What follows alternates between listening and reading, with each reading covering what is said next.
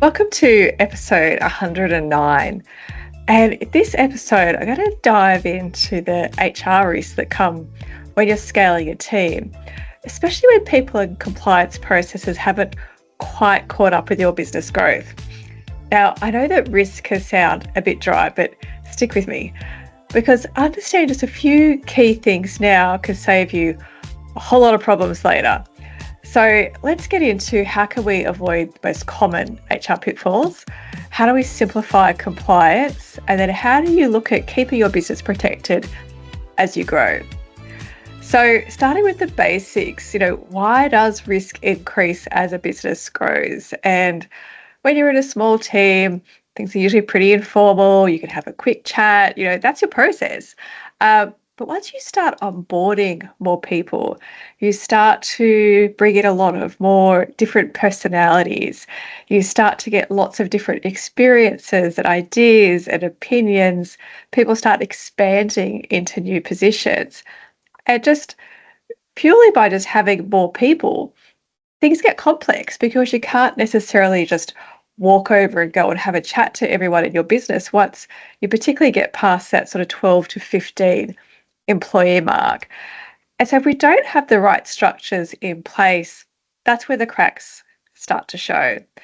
And in our business, Amplify HR, I've seen many examples of where businesses have come to us because they've been caught out. They didn't have employment contracts. They weren't looking at which modern awards were covering their employees, or they just weren't tracking leave. So, things that seem like a really small issue can become a big deal pretty quickly, especially if there's a complaint or a fair work claim. So, although growth is really exciting, it can also shine a spotlight on anything that's not quite right in your processes. So, having a look at, what are the most overlooked or common blind spots that we see. Yeah, I'd say firstly it's contracts and documentation because that's often what people just see as very boring, and therefore it goes on the bottom of the pile of things to do. And I totally get it. I see organisations that have nothing. I see organisations that use templates that they've Googled, or they've used AI to create, or they're outdated and just not fit for purpose. And so this could cause major issues later if things go wrong. Then there's compliance with modern awards. And the most common issue here is where businesses think that they pay above the award. We pay a salary and therefore we don't have to worry about it. But that's just not true. We've seen very large organisations get in trouble with Fair Work, and it's been reported in the media, where they haven't gone back to check that the person is earning more than they would have otherwise under the award. Because if you don't have the right processes in place and the right data collection to look at this, you could be missing things like penalties or allowances. And from January 2025 in Australia, it's now a criminal offence to not be paying your people correctly.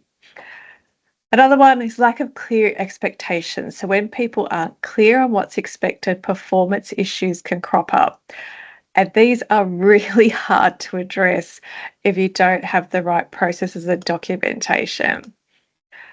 And finally, let's not forget mental health and wellbeing. This is part of our workplace safety responsibilities with psychosocial hazards. It's become even more important when we have remote and hybrid teams because we don't always see our people on a day-to-day basis to know whether they're doing okay.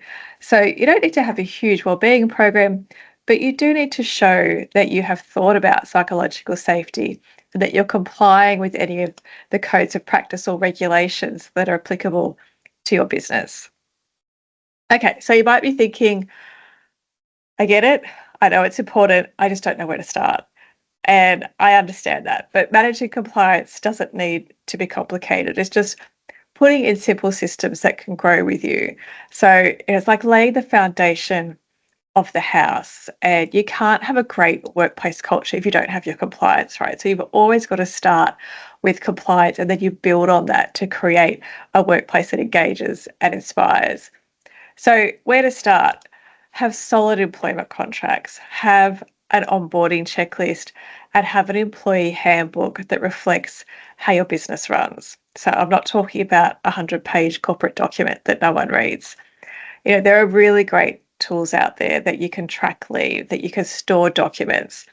And if it all feels like too much and you don't have anyone internally, then that's where on-demand or fractional HR partners can step in and to help take that load off your shoulders.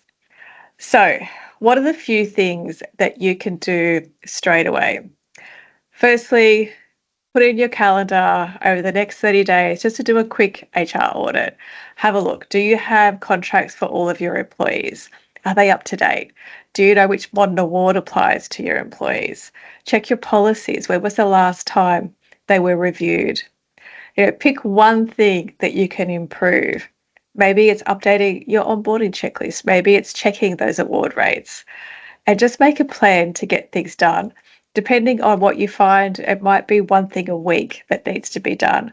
Or you might only have one or two things and they're not a huge priority, so maybe it's just one a month. But whatever it is, just don't wait until something goes wrong. These types of risks are things that are really easy to ignore until they're not. By then, it's more expensive and stressful to fix it.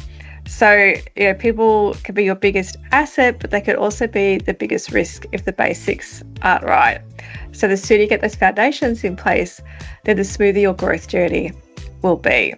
So if you received value from this episode, I would love it if you could leave a rating or a review over at Apple Podcasts or Spotify so someone else can also find the episodes to help with their business.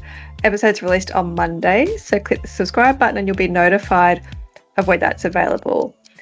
Thank you so much for joining me. If you have any feedback, questions, or ideas for future episodes, head on over to amplifyhr.com.au or connect with me on LinkedIn and we can start a conversation.